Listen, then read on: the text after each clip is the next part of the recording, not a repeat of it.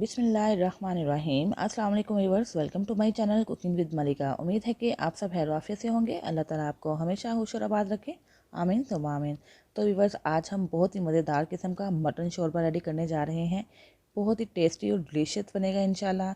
आपको बहुत मज़ा आने वाला है। अगर आप मेरी इस रेसिपी को इसी तरह ट्राई करेंगे तो आप और आपके घर वाले खूब इंजॉय करेंगे। तो व्यूअर्स, रेसिपी स्टार्ट करने से पहले आपसे रिक्वेस्ट है कि अगर आपको मेरी वीडियो अच्छी लगती है तो प्लीज़ लाइक और शेयर कर दिया करें। और अगर आप चैनल पर नए हैं तो चैनल सब्सक्राइब करके बेल आइकन प्रेस करें ताकि आपको मेरी नई नई वीडियोस की नोटिफिकेशन फ़ौरन से मिल सके, जो फ्री ऑफ कॉस्ट है। तो देखिए बस, मटन शोरबा बनाने के लिए बर्तन मैंने रख दिया है फ्लेम के ऊपर। हाफ कप ऑयल शामिल कर दिया, 1 टीस्पून शामिल कर देते हैं ज़ीरा और काली मिर्च, 2 10 सब्ज़ इलायची शामिल कर देते हैं, 2 दालचीनी के पीसेस शामिल कर देते हैं, 4 अदद लौंग और 1 बड़ी इलायची। इन सबको फ्राई कर लेते हैं तकरीबन 1 से 2 मिनट के लिए। और जैसे ही ये फ्राई हो जाएगा हम इसके अंदर शामिल कर देंगे हाफ़ के जी मटन, जिसको मैंने धो के बास्केट में डाल लिया है। इसके अंदर ऐड कर देते हैं और इसको ऐड करने के बाद हम इसको फ्राई कर लेंगे। उस वक्त तक फ्राई करेंगे जब तक कि इसका कलर चेंज नहीं हो जाता।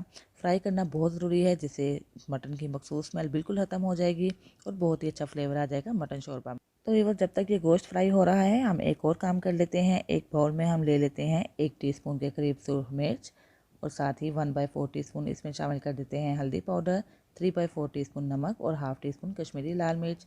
हाफ़ कप पानी ले लेते हैं और इसको कर लेते हैं मिक्स, और मिक्स करके रख देते हैं एक साइड पे। और देखिए बस, गोश्त भी हो चुका है फ्राई, बिल्कुल इसका कलर चेंज हो चुका है और 2 से 3 मिनट में ही मीडियम फ्लेम में ये अच्छे तरीके से फ्राई हो गया है। अब हमने क्या करना है, अब हमने इसके अंदर शामिल कर देना है लहसुन अदरक का पेस्ट। 1 टीस्पून भर के लहसुन अदरक का पेस्ट शामिल कर देते हैं। और व्यूअर्स, इस पेस्ट को भी हम गोश्त के साथ फ्राई कर लेते हैं तकरीबन 1 से 2 मिनट के लिए, ताकि इसका कलर भी चेंज हो जाए। और जैसे ही इसका कलर चेंज होगा बहुत ही अच्छी सी खुशबू रिलीज़ होना शुरू हो जाएगी, और जिसकी वजह से मटन शोरबा बहुत ही ज़्यादा लजीज और मज़ेदार बनेगा। व्यूअर्स, ये कुछ ट्रिक्स एंड टिप्स होती हैं, इनको आप याद रखा करें। ये हमारे सालन को बहुत ज़्यादा मज़ेदार और जायकादार बना देती हैं। तो चलिए व्यूअर्स, इसका भी कलर हो चुका है चेंज। अब हम इसके अंदर शामिल कर देते हैं 2 मीडियम साइज़ के प्याज, जिसको मैंने रफली कट कर लिया है, बारीक बारीक कट नहीं किया।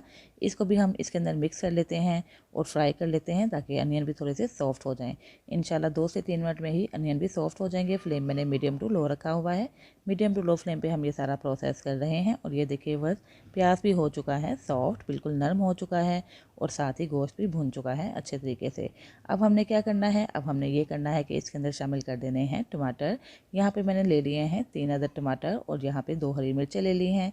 टमाटर को मैंने कट कर लिया है, हरी मिर्चें भी कट कर ली हैं। इसके अंदर ऐड कर देते हैं और इनको भी मिक्स कर लेते हैं।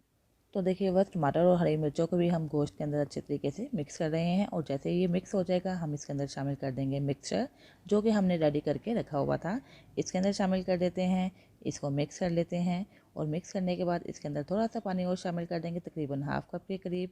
तो देखिए बस, पानी मैंने शामिल कर दिया है, इसको मिक्स कर लेते हैं। तो चलिए, मिक्स करने के बाद इसको कवर करके कुक कर लेते हैं तकरीबन 8 से 10 मिनट के लिए, ताकि इसके अंदर टमाटर और प्याज जो हमने शामिल किए हैं वो अच्छे तरीके से सॉफ्ट हो जाए।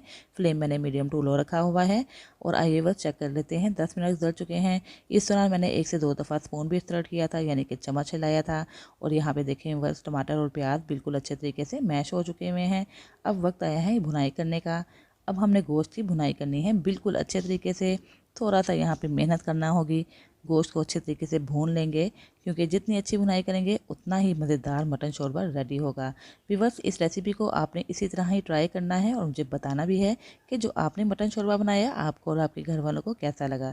तो ये देखिए बस, हल्के हल्के से बबल नज़र आना शुरू हो गए हैं। साइड पे जो मसाला है वो भी आप साथ साथ उतारते जाएँ, वरना ये जल जाएगा। इसको साथ साथ शोरबे में शामिल करते जाएँ और इसको भून लेते हैं जब तक ये बबल्स नज़र आना ना शुरू हो जाए। और ये देखिए बस, तकरीबन 4 से 5 मिनट तक हमने गोश्त को भून लिया है। और ऑयल के बबल इस बात की निशानदेही करते हैं कि गोश्त हमारा अच्छे तरीके से भुन चुका है। हाफ़ कप के करीब हम ले लेते हैं कर्ड, यानी कि दही। इसको थोड़ा सा फेंट लेते हैं और इसके अंदर शामिल कर देते हैं। इसको भी फ़ौरन से मिक्स कर लेंगे। फ्लेम बिल्कुल लो कर देंगे ताकि ये फट ना जाए। फ़ौरन से मिक्स करेंगे, इंशाल्लाह 2 से 3 सेकंड के अंदर अंदर ही ये मिक्स हो जाएगा और जज़्ब हो जाएगा। और इसके बाद भी हम इसको भून लेते हैं ताकि इसके अंदर जो पानी रिलीज़ होगा दही की वजह से वो भी खुश्क हो जाए। और जैसे ही इसका पानी खुश्क होगा, अब हम क्या स्टेप करने वाले हैं देखते जाइए। तो ये देखिए व्यूअर्स, जो दही हमने शामिल किया था उसका पानी भी ड्राई हो चुका है और ये देखिए कितना मज़ेदार लग रहा है। और खुशबू की तो आप बात ही छोड़ दें, बहुत ही कमाल की खुशबू आ रही है। मसाला जो इसके अंदर था सारा ही मैश हो चुका है। ये देखिए कितने अच्छे तरीके से मैश हो चुका है मसाला। बस अब हमने क्या करना है, अब हमने इसके अंदर शामिल कर देना है पानी। जितना शोरबा आप रखना चाहते हैं उतना पानी शामिल कर दें। यहाँ पे तकरीबन मैंने 1.5 गिलास के करीब पानी ऐड कर दिया है।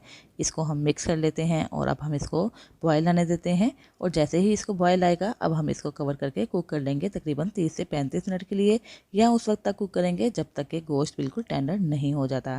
फ्लेम मैंने मीडियम टू लो रखा हुआ है। अगर आप प्रेशर कुकर में गलाना चाहते हैं तो इंशाल्लाह 10 से 15 मिनट में गल जाएगा। और ये देखिए बस तकरीबन 35 मिनट गुजर चुके हैं।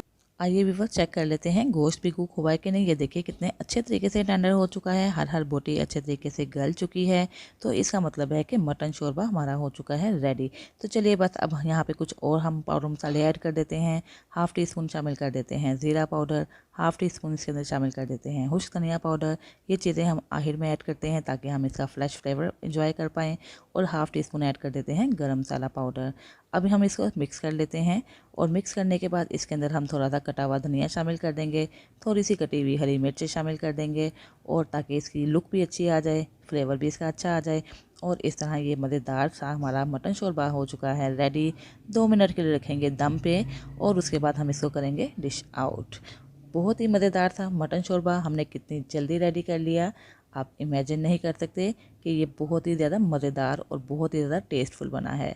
आइए बस डिश आउट कर लेते हैं मज़ेदार सा मटन शोरबा। आपको देखने में तो मज़ेदार लग रहा है, टेस्ट भी आपको इसका बहुत ही ज़्यादा बाकमाल और लाजवाब लगेगा। तो व्यूवर्स, इस मटन शोरबा को गर्मा गर्म सर्व करें रोटी, नान, चपाती, खमीरी रोटी या चावलों के साथ। जिसके साथ भी खाएंगे आपको बहुत ही ज़्यादा लुत्फ़ आएगा। थोड़ी सी हम इसकी गार्निशिंग दोबारा से कर देते हैं धनिया के साथ ताकि इसकी एक ब्यूटी सी लुक आ जाए।